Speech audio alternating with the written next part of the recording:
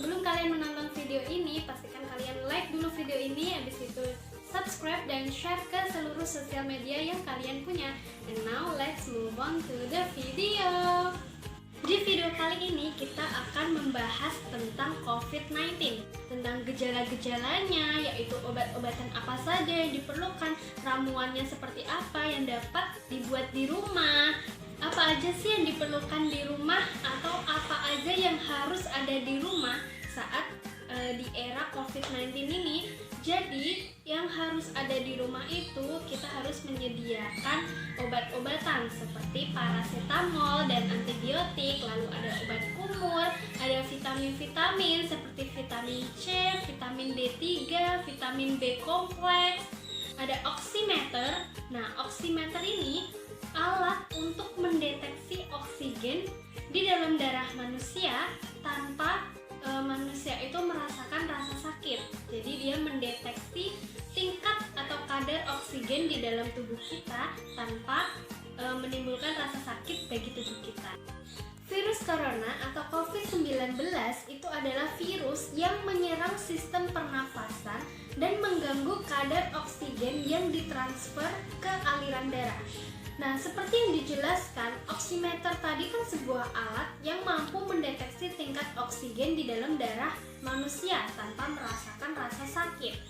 Karena dapat mendeteksi kadar oksigen, maka oximeter ini dianggap mampu menjadi alat deteksi dini COVID-19. Nah, jika hasil oximeter menandakan kadar oksigen seseorang itu rendah, ya kemungkinan kadarnya 43 lah, maka orang tersebut dianggap memiliki kemungkinan lebih tinggi terpapar virus COVID-19. Tetapi tanggapan terhadap penggunaan oximeter untuk pendeteksian COVID-19 ini masih beragam.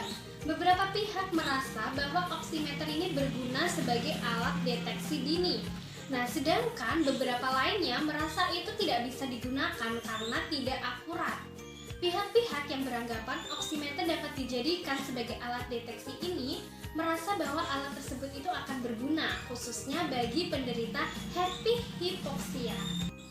Jadi happy hypoxia itu adalah keadaan di mana pasien COVID-19 mengalami kekurangan oksigen di dalam darahnya.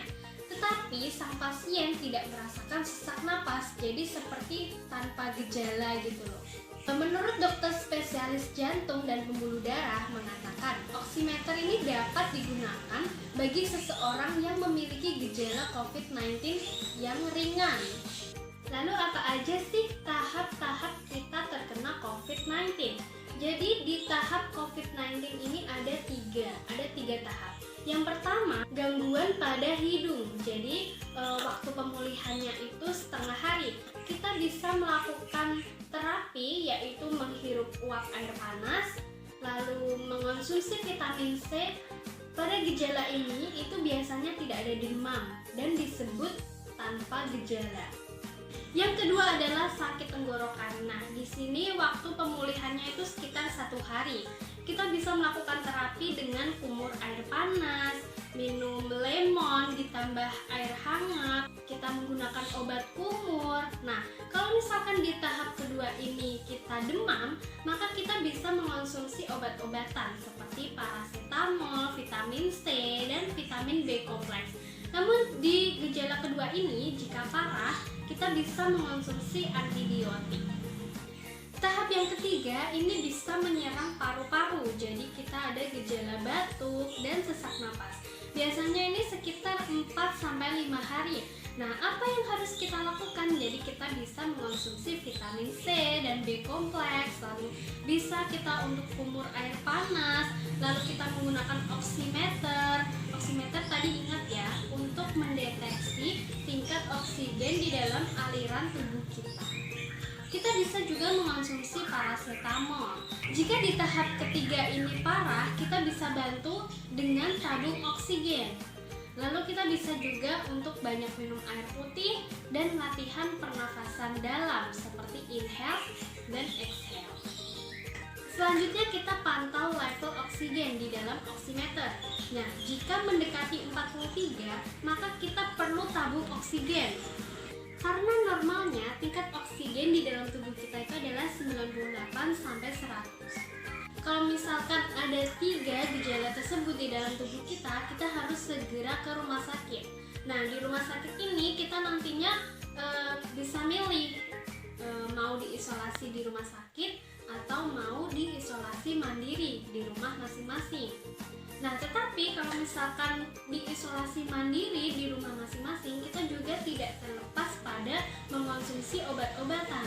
Jadi apa sih obat-obatan yang diperlukan dan apa yang dilakukan selama masa isolasi di rumah? Jadi obat-obatan yang diperlukan itu kita bisa mengonsumsi vitamin C1000, bisa mengonsumsi vitamin E. Lalu yang kita bisa lakukan di rumah adalah sekitar jam 8 sampai jam 10 pagi itu berusaha di bawah sinar matahari selama ya paling enggak 15 sampai 20 menit aja. Nah, lalu kita bisa makan telur setiap hari itu 1 butir. Lalu kita bisa istirahat atau tidur minimal 7 sampai 8 jam. Nah, kita tidak lupa juga minum 1,5 liter air setiap hari. Dan ingat, semua makanan yang kita konsumsi itu harus hangat dan tidak boleh dingin. Perlu kalian ketahui, pH virus corona itu bervariasi dari pH 5,5 hingga 8,5. Jadi, kita harus mengonsumsi lebih banyak makanan alkali, yaitu makanan di atas tingkat keasaman virus corona tersebut.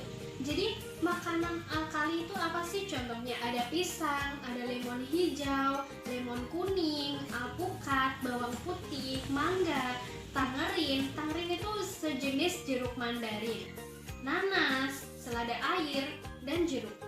Nah, tanda-tanda atau bagaimana sih cara kita ini mengetahui kalau misalkan kita ini terkena virus corona? Jadi tanda-tanda atau gejala-gejala yang ada di tubuh kita itu bisa dideteksi. Yang pertama, ada tenggorokan gatal. Tenggorokan kita terasa gatal. Lalu muncullah batuk kering. Lalu muncullah demam atau suhu kita tinggi sekitar di atas 37,3 derajat Celcius. Lalu kita mengalami sesak napas dan kita kehilangan indera penciuman atau kita sulit untuk mengetahui bau-bauan. Nah, yang keenam ada diare. Biasanya mengonsumsi lemon dicampur dengan air hangat itu dapat menghilangkan virus di awal sebelum virus tersebut ini mencapai paru-paru kita. Berikut ada contoh pembuatan ramuan, yaitu membuat kunir asam. Nah, kunir asam ini bisa untuk meningkatkan daya tahan tubuh kita atau daya imun kita di era pandemi COVID-19 ini. Silahkan simak videonya. Siapkan bahannya dulu ya, kemudian kita parut kunyit. Setelah itu kita rebus kunyit dan ditambahkan asam jawa secukupnya.